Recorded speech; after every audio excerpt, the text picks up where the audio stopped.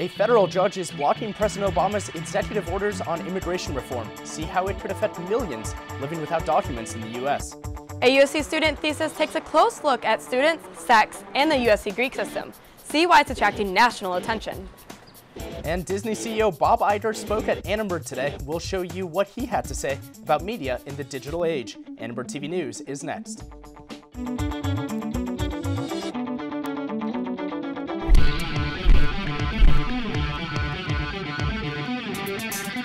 Live from the University of Southern California, Annenberg TV News. A federal judge's ruling on immigration could lead to a federal lawsuit, but President Obama says the law and history are on his side. Good evening, I'm Mark Salinger. And I'm Caitlin Durocher. The lawsuit could permanently stop President Obama's amnesty plan for illegal immigrants. Texas Judge Andrew Hannon put a stop to President Obama's immigration plan. Hannon says the president overstepped his executive powers, but Obama isn't buying it. I'm confident that it is well within my authority to execute this policy, which will help us make our borders safer, will help us go after criminals and those that we don't want in this country, will help people get on the right side of the law and get out of the shadows. Judge Hanson's decision affects the lives of nearly 5 million immigrants. He justifies his ruling stating that Obama's immigration plan would cause the states to, quote, suffer irreparable harm. Dozens of people rallied in downtown LA today in support of President Obama's executive action for undocumented immigrants. ATVN's Kim Leffler spoke to supporters about why they think the president's plan should go forward. Yes, we can. That's what people shouted outside of Los Angeles City Hall today. They came to show their support for the president's plan that would protect 4 to 5 million undocumented immigrants from deportation. I'm not giving up my dreams. I'm not giving up my goals. In November, the president promised to extend the Deferred Action for Childhood Arrivals Order, or DACA, which protects immigrants brought into the country under the age of 16. He also issued the Deferred Action for Parents of Americans Order, or DAPA, which protects undocumented immigrants who have been in the country for at least 5 years and are parents of U.S. citizens. Supporters of DACA and DAPA say the programs will help keep families together, but now new applicants will have to wait longer to apply. Yesterday, a Texas judge temporarily blocked President Obama's executive action. Applications for DACA expansions were supposed to be open tomorrow, but have now been put on hold after Judge Hannon's actions. Lawmakers at the rally today disagree with the judge's ruling. It's been clear and well established that the president's actions are within his powers. We must show those naysayers, the Republicans in Congress who are against immigration reform, that so many people in this country need this program. And for people like recent DACA recipient Stephanie Ramirez, the program gives them the chance to succeed. She came to the U.S. at the age of 10 and now attends UCLA. I think I always felt at a disadvantage because while all my peers were already getting that professional experience, I was never able to get it because I didn't have a work permit. So I did a lot of jobs that were more physical labor, but none that reflected my skills and the education that I was getting. Ramirez and other supporters of immigration reform are confident the president's orders will prevail. Kim Loeffler, ATVN. For more information on DACA and DAPA eligibility requirements, visit our website at atvn.org. Dock workers at the LA and Long Beach ports returned to work today after a shutdown over the weekend. The shutdown was caused by an ongoing labor dispute between West Coast port operations and their employees. Today, U.S. Labor Secretary Thomas Perez participated in the talks to help resolve the dispute. The labor talks have become less friendly over the past few months. Federal mediators are working with representatives of the ports and employees to work out a deal. Much of Washington was closed today because of winter weather, but that didn't stop new Secretary of Defense Ashton Carter from being sworn in. I'm honored to rejoin the men and women of the Defense Department in what is the highest calling, which is the defense of our country. Carter replaces Chuck Hagel, who resigned late last year. Carter is the fourth Secretary of Defense under the Obama administration. Los Angeles City Attorney Mike Feuer filed 2 nuisance abatement lawsuits in an effort to clean up what he says are crime-ridden properties around the city. One of those properties is in South LA near 52nd and Normandy, just blocks away from USC. Feuer says the house endangers the safety of the entire neighborhood. That residence has allegedly been known as a free-for-all for the sale of PCP, for presence of weapons, for the presence of known drug members again and again. In a theme that you'll hear us continue to express throughout my tenure here, it's only 3 blocks away from an elementary school. We want to send a real strong message to wrongdoers, wherever they may be, that it's not going to be tolerated anymore. We are going to come after you strong and hard. The lawsuit seeks an injunction which would tightly restrict who may be on the property. Mayor Eric Garcetti joined seismologist Dr. Lucy Jones today to address earthquake safety plans for Los Angeles. They're working to protect buildings and made plans to restore telecommunications in the event of an earthquake in the business community. Our earthquake resilience has been done by, we have an earthquake, something happens, and we litigate we prepare for the earthquake that just happened. This is instead looking forward and trying to find the problems in the earthquakes we haven't had yet, using science to understand where we should be directing our resources. Garcetti says LA businesses cannot function without electricity, and all earthquake systems must be tested before the big one happens. Both the Dow and NASDAQ were up today on Wall Street. The Dow went up 28 points today, closing at 18,048. The NASDAQ rose 5 points to close at 4,899. Stocks were up today as investors continue to monitor negotiations under the Greek financial crisis. They're hoping a deal will be reached to keep Greece from falling out of the Eurozone. A senior thesis written by a former USC student is making national headlines. Sean Hernandez used economics to look at sex among USC Greek students. A student journalist at USC's Neon Tommy wrote about the thesis, and the story was picked up nationally by the Huffington Post and other publications. Hernandez argues that fraternity members have a home turf advantage when it comes to sex. Since all Greek events take place at fraternity houses, sorority members must rely on frats for social gatherings. He wrote, "Parties attract women to enter the men's homes, and because alcohol both lowers inhibitions to sex and serves as an anticipatory excuse for women to transcend the sorority's norms." The first whole semester of the research, I was just collecting the data, making the survey, getting the approval of the National Panhellenic Council, navigating through some other administrative stuff through USC because I was trying to get not only individual data, but also institutional data. We asked USC students what they thought about the article. Nathaniel Haas is the writer who published the article about Hernandez's research. Welcome. Thank you for coming in tonight. Of course. So first of all, where did you get the idea to write this article from? So Sean and I were good friends on the debate team, and he was talking about his economic studies and how he's writing the thesis. And I thought this is something that can be applied because, you know, it's so dense and the models he used are so complicated that even I don't really sometimes fully get it. So it's something that has to be written about in order to make clear the ramifications of what he's talking about and make them actually understandable, I think. Now, you were also a fraternity member here at USC. When you were in a fraternity, did you notice these kinds of things like the home turf advantage that he spoke about? Did you see that when you were one? Yeah, I mean, it's pretty clear from anybody that steps into a fraternity, the home turf advantage that's going on. You can observe just from not only getting in, but noticing the separate lines for men and women and the ratio once you get inside, stuff like that that I think is pretty observable. Now, he talked about how things like that kind of can lead to more sexual assault. What do you think the university could do to prevent more of these things? So in the article, I sort of lay out what I think are a couple of things that need to be done. First, maybe the university can play a hand in this, but the sorority organizations at a national level have to consider options that allow for parties to take place in the sorority houses, for alcohol to be present in the sorority houses, and for boys to be allowed upstairs in the sorority houses. Because as it stands, women that live in those houses are forced into a situation where to have sex and to drink alcohol and to entertain guests and have parties, they have to go into the fraternities. They can't have them in the sororities. And it's funny that one of the women interviewed, she told me it's worse than living in my parents' house. You know, these restrictions have to be examined in order to rectify some of these harms, I think. Now, do you ever see any of these changes being made in the sororities? That would mean having to go through the sororities' bylaws, changing so many things from their history. Do you think that's ever possible? I do. I said in the article, I think it's a problem that we can't afford to let go unsolved. I think that the survival of the Greek system is dependent on the sororities re-examining these. And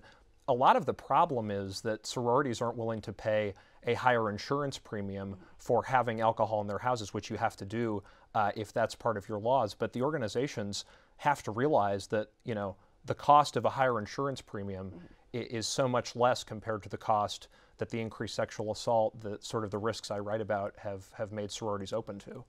Now, when it comes to USC's sexual assault policy, are we doing enough? Could we do more? What do you think about that? Well, as I said in the article, I think that insofar as our sexual assault policy goes, it's not doing anything to worsen the problem, but it seems to be rearranging the deck chairs on the Titanic. You know, it seems like what we're doing is just sort of playing on the same playing field, assuming that this home turf advantage takes place, and assuming that this price of sex is so skewed that allows for situations in which sexual assault happens. You know, all of our recommendations are fine and good within that playing field, but we have to consider changing the field entirely, I think. Now, this article is obviously pretty controversial, but got picked up nationally. How does that feel? It feels good. You know, it's something that all I wanted to do was create a discussion and to bring this to people that it needed to be brought to, and to bring such a complex body of work to people that could use it and to create change. All right, great. Thank you so much, Nathaniel. For more information on the thesis and article, check out our website at atvn.org. A USC student says she was shocked to receive an email from her management and from a USC apartment complex that singled out African Americans. The email was soliciting volunteers for upcoming fire safety training sessions. The email was signed by USC's Director of Fire Safety and forwarded by the apartment's Customer Service Center. It stated, quote, "Do you have any contact information from which we might be able to get at least a few African American volunteers, say 7 to 8, just to add a bit more diversity," end quote. The Director of Fire Safety responded by saying, quote, "Honestly, I think it's just a minor misunderstanding. Ironically, by sending an email to those who were helping to organize a community team, provided at no cost to them, and urging them to make greater efforts to bring together a strong, diverse team reflecting our whole community," end quote. The student who received the email says she found the idea of racial quota very insensitive. I was a little frustrated, you know, but as I was explaining to my roommate, it's another example of, you know, microaggressions against people of certain, like, ethnic backgrounds, you know, things you have to deal with all the time. Just, like, careless comments or things that happen regularly that people of color have to face. ATVN will keep you updated on this developing story. USC students could have an extra week off next school year. Find out what USG is proposing. And paying for your bus fares just got easier. See how the city is making your commute more mobile friendly. 5 states on the East Coast declared a state of emergency. Find out where the winter weather will be the worst.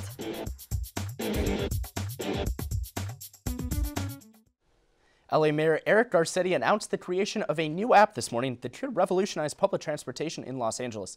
ATVN's Kevin McAllister shows us how the app works. The way people in LA take public transportation is changing. In downtown LA this morning, Mayor Eric Garcetti and other prominent members of the community introduced LA Mobile, a new app that allows people to buy tickets for the Dash on their smartphones. No more fumbling for change, rummaging for your tap card, even having to carry that tap card around. You're never not going to have your phone, right? So when you have your phone, you've got your ride. The Los Angeles Department of Transportation is the first transit agency in California to make a system-wide mobile ticketing app. Today, Mayor Garcetti used the app to take a quick trip to local favorite The Pie Hole to showcase just how easy it is to get around on the Dash. One of the app's developers believes that the app is just the first step for LA's public transportation system. LA is one of the largest transportation markets in the entire country, and so for us it's an opportunity to get in front of a lot of people and to show how our mobile apps work and just how intuitive and easy they are, and that mobile payments are really part of the future that's happening today. The LA DOT already had an app that allowed you to see the arrival times of the buses, but now with the ticketing app, it's never been so easy to get on board. So easy, in fact, that the LA DOT predicts a jump in the use of public transportation. You know, get on board, pay your pass, and then like you do everything on your phone now. Starbucks, now it's going to be transit, and who knows what's going to be next. For users of public transportation, any innovation that makes it easier to use is a step in the right direction. Kevin McAllister, Annenberg TV News. USC Annenberg hosted Disney chairman and CEO Bob Iger and Vanity Fair editor Graydon Carter today for a talk on media in the digital age.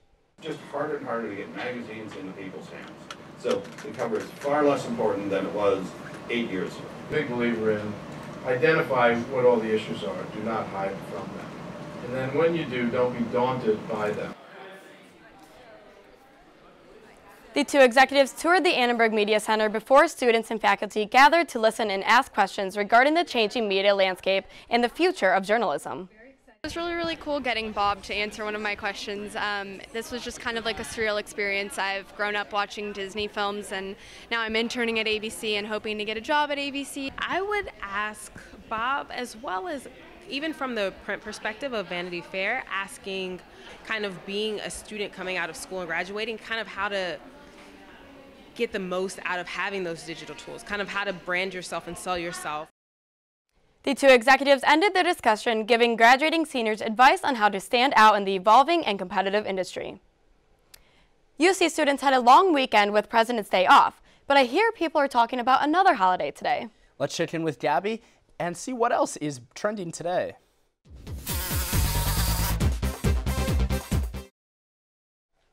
Thanks, guys. I hope everyone had a wonderful President's Day weekend, but the celebrations are far from over. Today is Mardi Gras, aka Fat Tuesday, and New Orleans residents and tourists hit off the last day of the carnival season with a bang.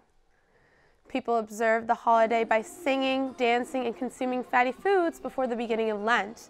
ATVN spoke with one student about her Mardi Gras experience this weekend in New Orleans. We did Tulane one of the days because it's really close, and there's something called Shopping Cart Day, and basically people decorate these shopping carts and you walk from Tulane's campus all the way to like downtown New Orleans. It was really fun. You just like are partying and throwing things the whole way, and it's just like crazy. People are in costumes. Jon Stewart may be leaving The Daily Show later this year, but don't expect satirical commentator John Oliver to take his seat. HBO announced today that it has picked up 2 more seasons of John Oliver's show last week tonight. HBO will air 35 new episodes in both 2016 and 2017. The celebrations don't just stop there, at least not for USG. Tonight at 7 p.m., USG will announce the new student body president and vice president for the 2015-2016 school year. The Renee Jordan and Providence Aaron campaign have been hard at work rallying endorsements and voters this election. The winners will be announced at tonight's USG Senate meeting at 7 p.m. in the Tudor Campus Center, room 350. No matter which ticket wins this year's election, this will be the first time since 2006 that a female will be elected president. Winners for the Greek, commuter, and residential senators for the next year will also be announced tonight. That's all I have buzzing tonight. Back to you guys.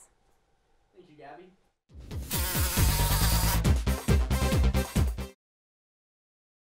USG is pushing administrators to make a fall break in the academic calendar this year.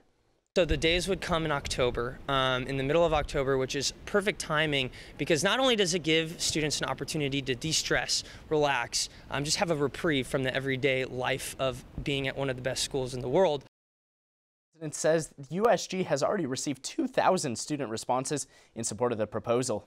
Depending on what the repercussions would be, like if we had to go longer in a different semester or anything like that, but to have a week off sounds good to me. It might inhibit my studies a little bit. You know, I might miss out on some homework that I could have. That's really just, you know, getting everything into my brain and making sure I'm learning a lot while I'm here. However, the majority of USC faculty have been against the fall break proposal. ATVN will continue following this developing story. Now, weather on the East Coast has not been too great lately. But here in Los Angeles, we had a great President's Day weekend. Let's toss it over to Abby for the weather. Now, I'm a huge fan of all things Frozen, but only when they're referring to the Disney movie. The East Coast is covered with snow and ice, but you can expect pleasant temperatures across Los Angeles the next few days.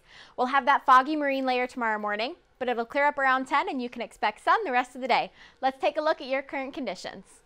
62 and fair outside, so if you want to bring a light jacket or maybe wear some jeans, that'll keep you nice and comfortable. Here's what you can expect tomorrow across the area. 61 in Big Bear and the surrounding area is going to be low to mid 80s. Moving over to Malibu, 72, and as you move in from the coast, you're looking at mid to high 70s. Right here at USC tomorrow, 74 degrees, and the rest of the area is going to be anywhere from low to high 70s. Let's take a look at your 5-day forecast. You've got low 70s to high 60s for the rest of the week, but I'm just happy I'm not in Atlanta. Back home, it's the high was 20 degrees lower than it normally is. I'll stay here in Southern California. I'll take that for the rest of the year. Parts of the southeastern United States are bracing for more snow as winter weather continues to affect much of the country.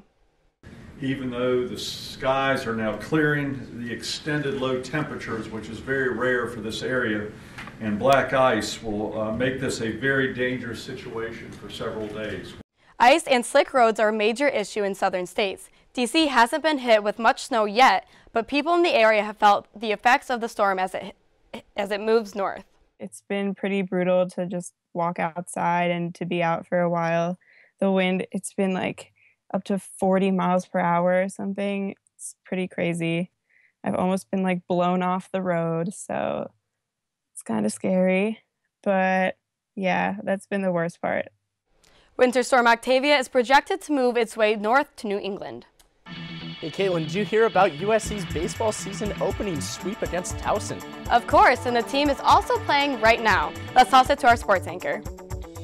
Thanks, guys. USC baseball is looking for a big win over Cal State Fullerton tonight. Stay tuned for a score update. USC men's volleyball will be facing another top 10 team tomorrow. Find out what the Trojans are doing to prepare. And USC women's tennis is traveling to take on Cal this weekend. What makes Berkeley such a tough road trip?